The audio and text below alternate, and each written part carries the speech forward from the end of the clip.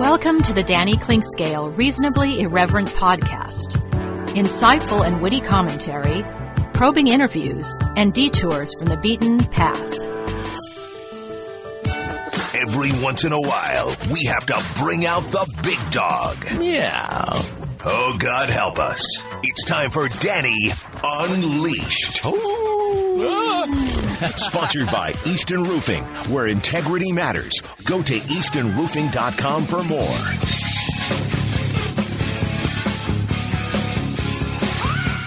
Easton Roofing, the only folks that are allowed up on my roof. That is Joe Spiker and his great team at Easton Roofing. Commercial, residential, yes. Project manager at every site, yes. Repairs, sure, they're happy to do repairs. 4 straight years voted best of houses, Angie's List Super Service Award winner. Google reviews, they're outstanding. Look them up. You'll be impressed. No payment collected until you're 100% satisfied. Credit card and PayPal accepted. Financing available as well. There is nothing more essential than the roof over your family's head. Let Easton Roofing make sure that that is in good shape. Another severe storm blowing through last night, each of the last couple of nights. I'm kind of a night owl these days, and watching that lightning roll in and pound things around. We had some power flashes out here in my neck of the woods, and it was just really coming down. Saw the red and purple even on the radar as it was headed in, just a little like one of those pop-up massive storms. If your roof is old, worn out, tattered, beaten, if you're just not sure if it's okay, let Easton Roofing get a free inspection and a free estimate going for you right now. Just an inspection if nothing needs to be done. If you need some repairs, they'll let you know. They're happy to do repairs. And if what you need is a new roof, they will do that as well. Unfortunately, there are a lot of companies going around knocking on doors with high-pressure sales tactics saying, hey, let's turn it into the insurance company. That's not how Easton Roofing works. You put in a false claim to the insurance company, it is going to cost you big time. Don't do it. Get a free inspection.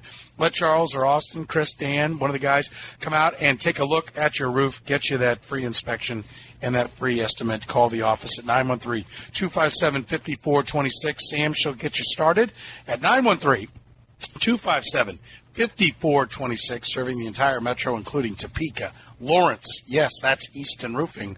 Find them online at eastonroofing.com. Easton Roofing. Integrity matters. Danny, how are you, my friend? Well, what do I always say now these days? As good as can be expected in these unprecedented and challenging times. That they are, Danny. That they are, my friend. I would agree. That's probably a good way to put it, to be honest with you. I think it's seemingly each week that there's a new meaning to that. Yes, from one week to the next, it just becomes something new. Maybe we can go a couple weeks without something new. Although I think maybe in the end, the new thing that happened this time around might end up being something positive. We'll have to wait and see. But I think it is a positive. I think it'll be a matter of, and I know what you're saying. I totally get it. I'm not trying to spin the where you're going with it. I do think it is a positive. I think what we wait and see is how much of a positive, right? I think so. Things can dissipate pretty quickly. I think when we're not going to know the kind of, we see forward momentum, people who I think maybe aren't as enthusiastic about the narrative are maybe being quieter because they think they have to. And what I thought of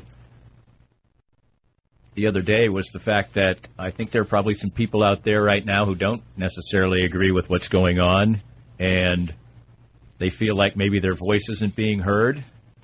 That's pretty ironic. I would say maybe. What's that like? Yeah, what is it like to not have your voice heard? Welcome to the club for a little while.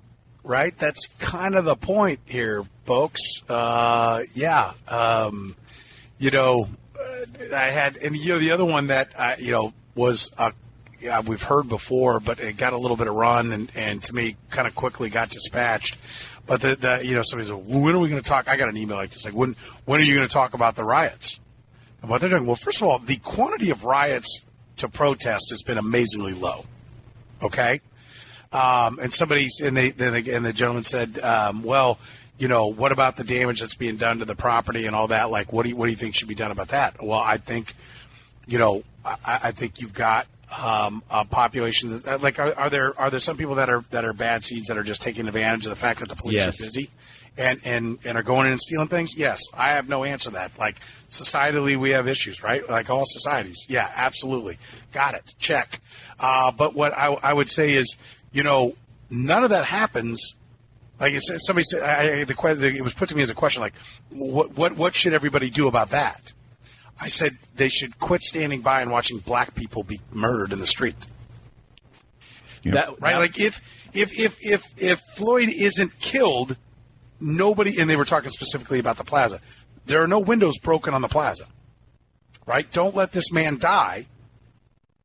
Change the narrative of how it works with police and African Americans in this country, and we don't have the riots, right? Like, stop treating the symptoms and treat the disease.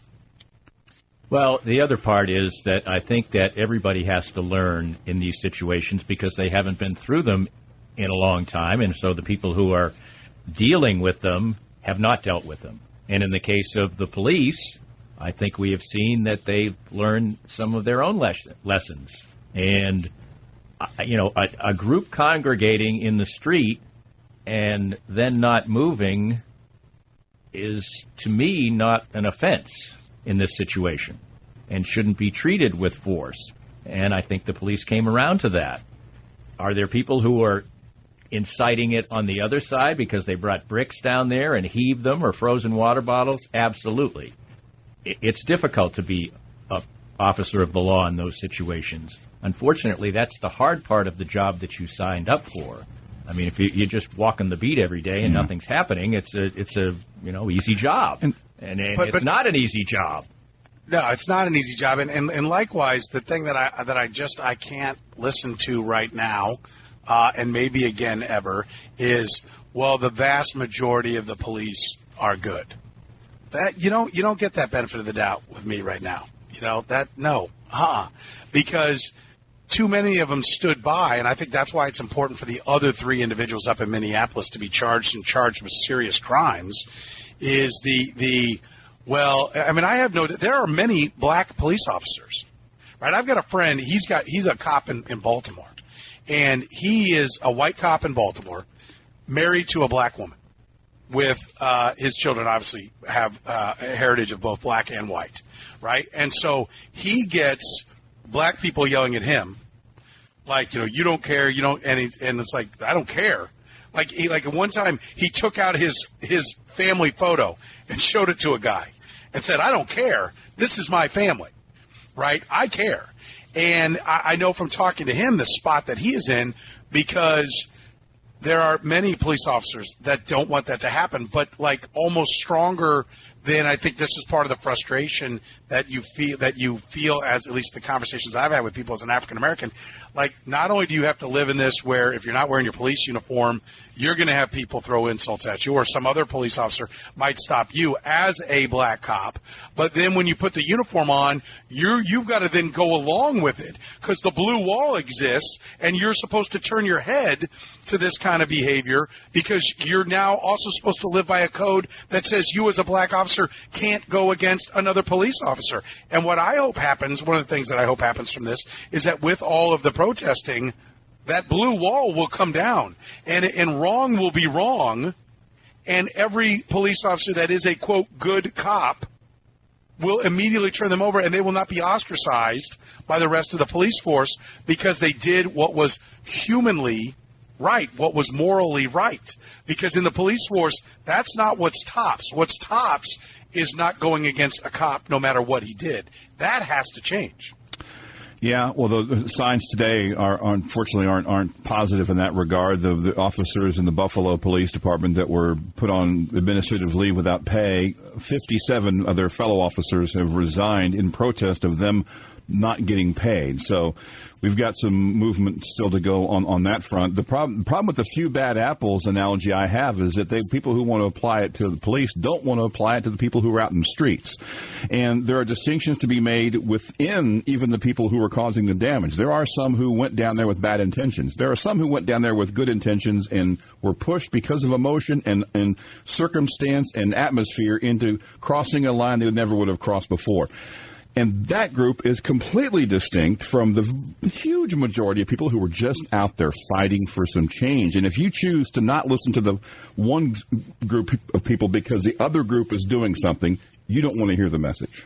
Well, the viral video that went out is a real testimony to this. There's a line of policemen down at the plaza and police officers, and there's probably and within the shot you can probably see 20 or so, but there's probably a large group of police, and there are a couple people who are yelling things at them. They're not doing anything besides yelling at them, and like 3 or 4 of the cops had enough and rushed them and maced them, and the other guys, people didn't do anything, and it created a bad situation where if they said, the other people just said, "Hey, no, your job, a difficult one, is to be the one who's the peacemaker. It's a difficult job. Who wants to stand there and have insults hurled at them? Nobody. But it is your job. And it's your job not to incite the situation, and then you're going to end up with a conflagration." So it's not easy. It seems as though after the initial wave of protests, which had more rioting and looting, that we are working into a situation where most times now we go through the evening with just a protest. Last few days have been much more. Just a protest. Yeah. Yes. And that's the way it really should be. But I'll say this honestly, and I wrote this in a blog I wrote the other day. If there was just peaceful protest 100% across the board, I don't think that message would have been as effective. Well, I haven't said this on the radio, but Curtis has heard me say it, and I've said it to a lot of my friends. There's not a Martin Luther King Day without Malcolm X and the Black Panthers. That's correct. Yep. And that is to say Martin Luther King did everything. Martin Luther King was even called, I think, a chump by Malcolm X. And Malcolm X's life is a complex one. I've actually, with this, I've done a lot of research because I'm like, I vaguely knew Malcolm X's role, and I'm like, you know what? If I'm going to speak about this with friends, I need to know what the hell I'm talking about. So I researched more of his life and what he was and how he changed to in the end of his life and everything. But during the time at the height of the protestings and the beatings and what was going on in the civil rights movement, where his head was and what he was saying, and I said, and a friend of mine pointed out to me, he said, there was a concealed carry law in L.A. that got changed when the Black Panthers started carrying guns. Then suddenly that law needed to be changed. Well, wait a minute. They've got guns too? Oh, hold on. We've got to change it. And I think there is an element of it. And I think it had gotten to the point in this country where those that were in power or benefiting from those that are in power, and that is the affluent white people in this country that predominantly control all of the money, which is largely, it's a great saying, well, money can't buy you happiness. Want to bet? That's my response to that one. Ask the guy who has none and is standing on the corner holding a sign that says veteran homeless. Ask him if money will buy him some happiness right then. Ask him if, $140,000 to buy a house right now will buy him some happiness. I'll bet it does. Okay? So that's a phrase that gets thrown around a lot by, I think, the people who have money. Okay? But, I think without the fear of, wait a minute, my life is going to change drastically, quickly, like, oh, are they going to protest in my neighborhood? Or, oh, is it my store that's going to get vandalized? I'm with you. I hate to say it, and I would never be a proponent of it. No. But I don't think it would have carried the weight if there wasn't actual more that came with it. I don't know that Chris Ballard's putting the video out that we played if there isn't, loss of property somewhere. Well, I don't think you can say it was a complete coincidence that some of the worst rioting we ever had in this country was in 1968 in the wake of Martin Luther King's death. And just a matter of months later, the greatest civil rights legislation in the history of the country was passed. Yeah. After years of Martin Luther King trying his best to avoid all situations like that. I'm not advocating violence either, but as I said, if it was just a quiet kumbaya march one after the other, I don't know if it would have gotten people's attention. It wouldn't have gotten the same kind of coverage. People wouldn't have been injured by rubber bullets to further, inflame the situation and maybe make people pay more attention, realize they have to pay. Thankfully, maybe we just got a smallish dose of that, and now we're on to people talking about the real issues, and we've left that behind. That would be the best thing. But a little of it, I think, was necessary. And it's hard. People do think that, you have insurance and everything, but just think of all the people through the coronavirus and this who were trying to start up a business. I have a relatively new business. It hasn't been good for business, but I don't have a storefront either. And if you, yes, you can get insurance, but even going through the hassle of insurance is bad. So none of this is good, but we've got to try to make something good out of it. No, exactly. And I know someone who's got $8,000 worth of glass damage, storefront damage, $8,000 coming off 3 months of no business. Right. That they've now got to come up with, will the insurance check come eventually? Yes, but it rained last night. Okay, they need the glass now. And, it's and I think that is, and when you hear that and you say, well, what about them? I feel for them. Mm-hmm. I feel for them, and I think anyone with compassion and caring in their hearts feels for them, and that is sad, and that is wrong. The point is, that's been every day for many in the African-American community. Right. That's the point, that if you don't talk about the African-American, what about the dead black people? Right? If that thought doesn't go hand in hand with how about the storefront owner, yes, terrible, and the dead black people. That has to be added on each time because that's how this started. That's what's at the epicenter. The epicenter is not, the beginning of this is not somebody broke a window, right? The beginning is a black man was murdered on the streets by officers of the peace, and it wasn't the first time. That's what it was. Danny, I want to take a break, and when we come back, I want to ask you, will we see an NFL head coach kneel this year? Think about that. We'll do that next here in the program. Danny Clinkscale. Danny Unleashed, brought to you by our friends at Easton Roofing. More of Danny's Reasonably Irreverent podcast after this. We're here with Joe Spiker, the CEO and president of Easton Roofing. And, Joe, you had a great year in 2019, a record year. 2020 comes, things are moving smoothly along, and then the coronavirus comes. But your company seemed to be very ready, very proactive, and very ready to serve your customers well. Yeah, we adopted social distancing very early before the cities even put out the notices. And we started working from home. We are largely cloud-based as a company, so that transition was easy. Our technicians are wearing masks and gloves, and salespeople are not meeting with homeowners. We're doing everything digitally and doing everything we can to do our part to get over this as quickly as possible. So for any needs that people have right now, what's the best way to get in touch with you? Well, you can always call us, 913-257-5426. But the best way is to go to eastonroofing.com, put your information in, and we'll give you a call. Easton Roofing. Integrity matters. One was born on this date 100 years ago. Who were the first two black players in professional football? They began in the same game, is why I asked that. Yeah. One's in the Hall of Fame. Marion Motley? Marion Motley's one of them. Motley. He's the one that was born 100 years ago today. Damn it, Danny! The other one. I couldn't get it out fast enough. Was there September of 46? Somehow offensive the end. name Kenny Washington is sticking in my head, but I think he's a basketball player. Bill Willis. Bill Willis. Those two players both played in a game in September of 1946 for the Browns. They're the first African Americans to play in professional football. And this was 7 months before Jackie Robinson. Well, if Marion Motley, if they didn't let him play, he just would have broken the stadium. I mean, the video of that guy, films of that guy running is like somebody let a garbage truck loose on the field. with some speed, too. Right, I mean, exactly. Incredible. Yeah. Well, he averaged almost 6 yards a carry for his entire career. It's doing something.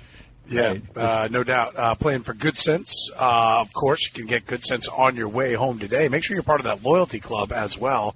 I can't stress that enough. 10% back, right? You buy $15 today, you got $1.50 off tomorrow. When you go to Good Sense, go to goodsensesubs.com. You can put your order in, find the location, put it in, pick up the time, whatever time you want. You go by, you grab it. It's all ready to go. And those Good Sense to go meals have been absolutely a huge, giant hit for our friends at Good Sense, and I invite you to check it out. It's perfect for if you're taking meals to someone or you just want to stock up and have a lot of meals on hand that you're ready to go with. I got the adult mac and cheese, carved Polish sausage served over a home-style creamy mac and cheese, the chicken Alfredo, steak Alfredo, chicken pesto tortellini, classic lasagna, pot roast, grilled Alaskan salmon, which comes with like the whipped potatoes and green beans. So many great options. Go to goodsensesubs.com, put your order in today, grab them and go.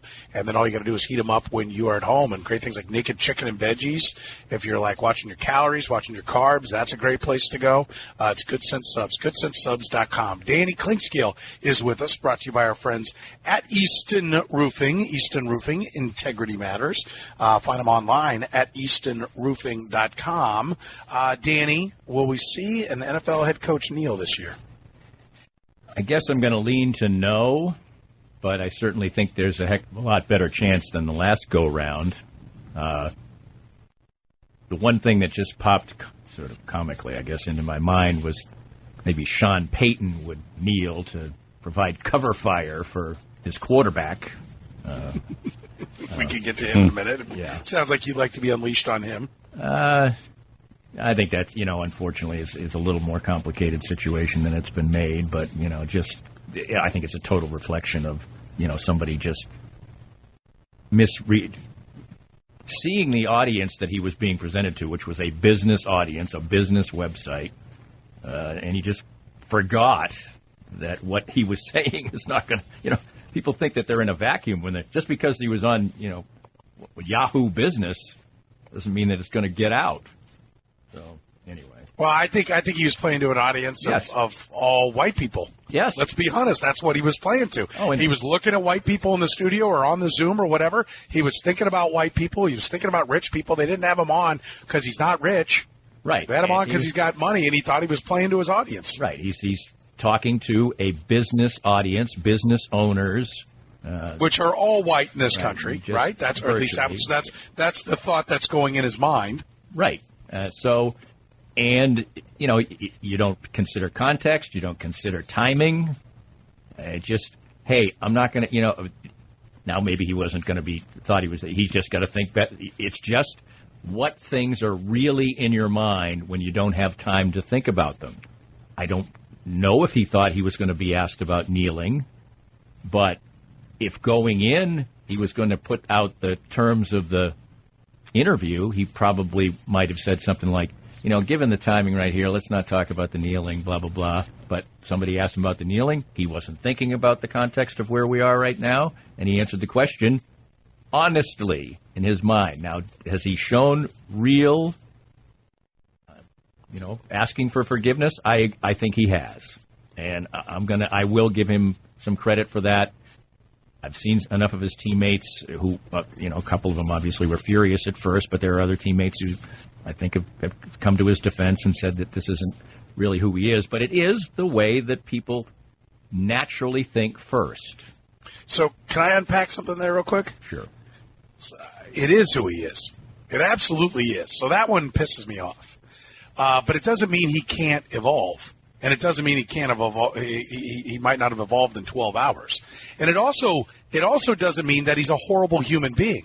I want to be clear about that because I think there's a lot of people that feel like for me, I feel a lot like Chris Ballard. Listen, I'm not a great guy, whatever the hell. I think I'm a moralistically good person. I think I have a good compass, and I think it points north-south perfectly, or as much as I can get it there. And I think to a fault. I piss people off because I won't move off of it. I won't budge, right? I think a lot of times there are things I find myself in discussions or arguments. Like if somebody is a jerk to me, I go right back at them, and then they're like flabbergasted and like insulted that I was a jerk to them. But, well, don't be an ass to me first, right? So I think, like, to a fault I go there. But my compass wasn't completely north-south on this issue. I think I had good intentions. I think I had the right, heart about it, but I clearly wasn't valuing it because, a friend of mine that I care very much about, told me, really kind of opened up to me when we were on vacation together back in 2013. And, he was one of the guys I went to and said, what would you like to hear from me today? Right. When we took the air on Monday. Very compelling. Well, no, this is a different friend. Right. This is a different friend than the one. This is another friend. And I said, what would you want to hear from me? And he didn't have a story. He's told me stories of where he's been a victim of racism, and told me about stresses and pressures in his life or in his job and he's a successful individual, and the pressures and stresses of where he's had to be put, into, well, let's go to this place or let's do this at this club, a club that won't allow African Americans, but he as a member, but he could get in because he was with someone, right? And he said, well, I'm not going there. They don't let people like me be members. Why would I go there? And then the stress he got, well, no, you're with us, and how he was supposed to just get on board and go. He's told me those things in his life. I've heard, right. a lot of the trials and tribulations. Yet, in his advice, he told me some of the things he wanted to hear. After I did the show on Monday, he sent me a text that said, thanks for being with us. And like that, talk about like, I like in my mind, I've been with you since the day I met you. But that was, for him, like, okay, now you finally get it. Like, I clearly wasn't getting it. And so I think there's a lot of us that associate with Chris Ballard in the sense that, like, I meant well, but I really didn't dig down deep enough to understand and get it. You know what I mean? Does that make sense? Yes, it makes sense. I mean, I'll make this story as short as possible. I mean, this particular issue has been important for me since I was like 10 years old. 11 years old to be specific. I had a sixth grade teacher as one of the most impactful people in my life. And she was white, a white Jewish woman. It was her first year of teaching. Can't say that part of the reason I liked her is that I had a crush on her, for sure. But I respected her. She was a freedom rider. She did the March on Washington, and she, and I was kind of a pet student. We became friends, actually. She allowed me to go into a room by myself and watch the final reports of Robert Kennedy being assassinated. Obviously, earlier Martin Luther King had been assassinated. So racial issues have been impactful to me. And that particular year changed me from being like the most blissfully nice little boy to the, person who has the cynicism that everybody sees in me. I mean, it literally happened that year for me. And that person had that kind of impact to me. And luckily we reconnected about 10, 12 years ago. We've seen each other since then. A painting she has painted sits in my office. It's one of the most important people, and one of the biggest reasons that she's important to me is because of this issue. So it's always been important to me. But that doesn't mean that I understand it. I grew up, I had one black person in my graduating class of 600-something from high school. So it's not like I've experienced any of this, but it has always been important to me. But you... Take a guess at what the lineup at the Shawnee Mission East graduation looked like. Probably pretty chalky. Very similar. Yeah. Very similar. Yeah. So I can only understand these things from an intellectual standpoint, not a visceral standpoint. And it's issues like this at this point in time that create that. And for people who even are inclined to think the way that I have always thought, that these issues are extremely important to me. But you can't walk in somebody else's shoes. You can't.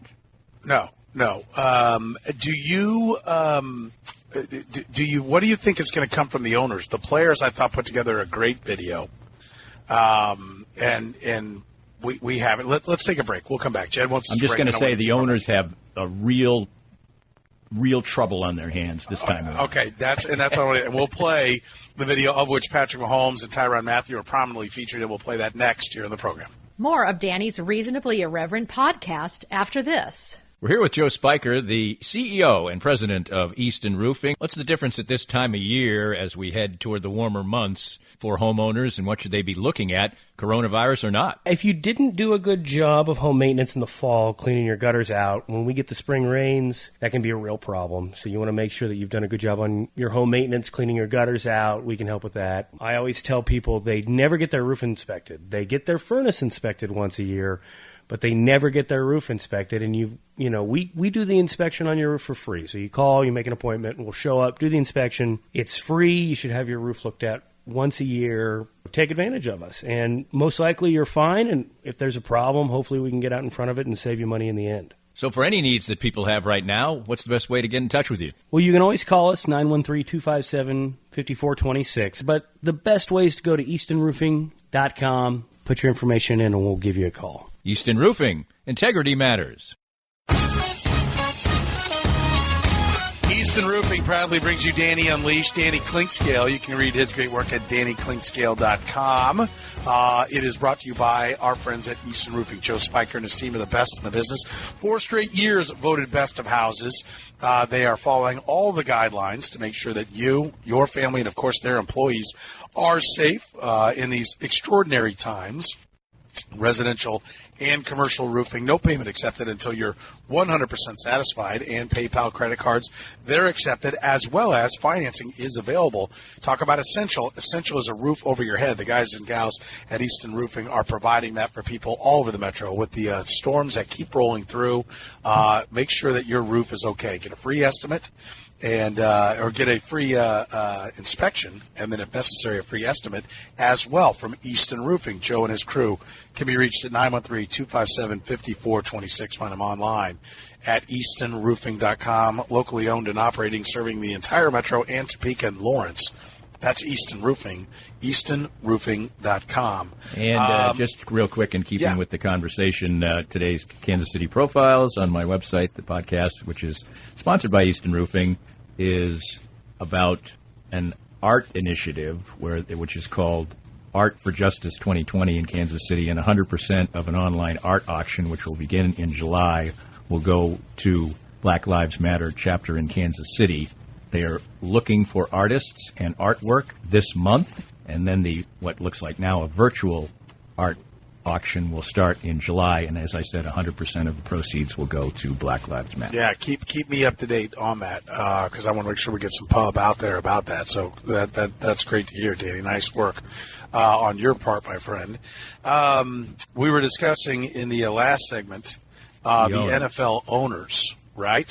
Let's first hear the video, because I think this was really well done. NFL players putting together a video. It came out yesterday. It includes Patrick Mahomes and Tyrann Mathieu of the Chiefs. It's been 10 days since George Floyd was brutally murdered. How many times do we need to ask you to listen to your players? What will it take for one of us to be murdered by police brutality? What if I was George Floyd? If I was George Floyd? What if I was George Floyd? If I was George Floyd? If I was George Floyd? If I was George Floyd? I am George Floyd. I am Breonna Taylor. I am Ahmaud Arbery. I am Eric Gordon. I am Laquan McDonald. I am Tamir Rice. I am Trayvon Martin. I am Walter Scott. I am Michael Brown Jr. I am Samuel Du Bois. I am Frank Smart. I'm Philip White. I am Jordan Baker. We will not be silenced. We assert our rights. Peacefully protest. It shouldn't take this long to admit. So, on behalf of the National Football League, This is what we, the players, Would like to hear you state. we, the National Football League, Condemn racism and the systematic oppression of black people. we, the National Football League, admit wrong and silencing our players from peacefully protesting. we, the National Football League, Believe Black Lives Matter. Black Lives Matter. Black Lives Matter. Black Lives Matter. Compelling stuff. The biggest star of the game, Patrick Mahomes, being in that video is giant, and for it, and other big stars, but he's the biggest one. And that being in there, what do you think we're going to see from the NFL, Danny? Like I said, I think they have a really, really difficult situation to deal with, because I think that a lot of the people who last time around were infuriated, threatening to boycott, etc., when players kneeled, are being a little quiet right now. because they just feel like the time isn't right, but they're not going away. And when people start kneeling again, NFL owners are going to see that they still a tremendously large part of their constituency is not on board with this. But I think because their labor force is really engaged this time around, a large majority of their labor force, and not just the black players, that they're probably going to have no choice, to be supportive, even though I think they know it probably is going to be bad for business. I think it is going to be bad for business. I think there's going to be a lot of fans who, people don't change that fast. See, I disagree. Well, I hope you're right. Here's what. Well, I'm interested in your opinion. That's right. why I bring you on the show, because I think you're a bright guy. I'm interested in your opinion. This is why I think it could go a different direction, is because I think that it was a vocal minority that was complaining about the players kneeling and boycotting and doing all that. I don't think that was the majority. Now, I don't think the majority was pro-kneeling and was on board with the Black Lives Matter the way they are this time. I think they were, I'm not a racist, and I get it, but I'm not really in on it. You know what I mean? Well, I will say this also. I think what players are going to do, and I'm just going to real fast. Okay. I think the players are going to and have to do a hell of a lot better job in expressing what they were kneeling about than they did the first time. Yes, although I think a lot of that work has been done for them. I agree with that too. But so my point is, I think what you saw was, for most people, you saw not ambiguity, but just ambivalence. Right. I'm pretty much on board with the Black Lives Matter. I don't want black people killed, and I've got I got black friends. That whole statement, and I don't want anything, but I'm not sure as hell not going to get off my ass and do anything to support it, right? Good luck with that, right? I'm on, if I got to pick a team, I pick your team, but I'm not putting the pads on and going to go play. And I think that allowed the owners, the people who were going to put pads on and play, were the ones that made the subject about the flag and about the military. They put the pads on and they went to work. They restated the issue as this. They reframed it as this. And the owners acquiesced to them twofold. One, because that side did a better job of being aggressive and trying to affect their economics. Right? We talked about, the looting. The looting affects economics. I think there will be people who, business communities, I'm not saying necessarily an individual business, they might have hard feelings and say never, but I think business areas will be like, listen, we got to get the police doing better, because every time there's a protest, the riots end up here. And so fix the police so that there are no more riots, because we lose money when it happens. And unfortunately, a lot of people's vote and their opinion are based on their pocketbook, and I definitely think that's the case with the owners. And I think this time, the owners, I think, are going to find the protests go the other way. And they will lose more tickets. They will lose more viewership. And they may even lose players, which will then contribute to losing viewership. I don't think... If they don't come out on board with them. I can't believe Jerry Jones is going to be able to say anyone who kneels on my team is gone. Because he's not going to have a team if he says it. Right, and I typed it in. I typed in, will an NFL... will an NFL coach kneel? And one of the first stories that came up was just the 2018 unilaterally, the owners saying that, the players will be required to stand up during the national anthem. I mean, they're not going to do that. I mean, there's no chance. So we will have made progress, at least in that particular way. But you have more faith in the fandom and the general population right now than I do, I guess. I'm hoping. That's all I can do. But I'm old. I'm old enough to, like I talked about, to have seen decades of failure in this area. Well, the president has just sent out 2 tweets, one ending with, "There are other things you can protest, but not our great American flag." All caps, no kneeling. So there's that. What's the other one? That's the second part of it. Might have just no kneeling. Exact opposite. No, it was a continuation of it. Right, that was it. Right.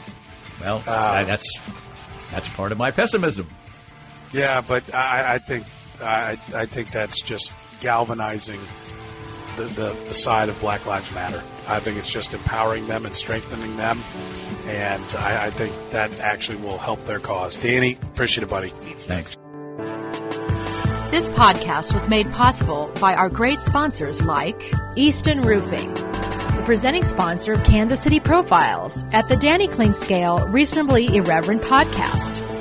Easton Roofing, where integrity matters. We hope you enjoyed the latest Danny Kling Scale Reasonably Irreverent podcast. Come back soon for something fresh and new.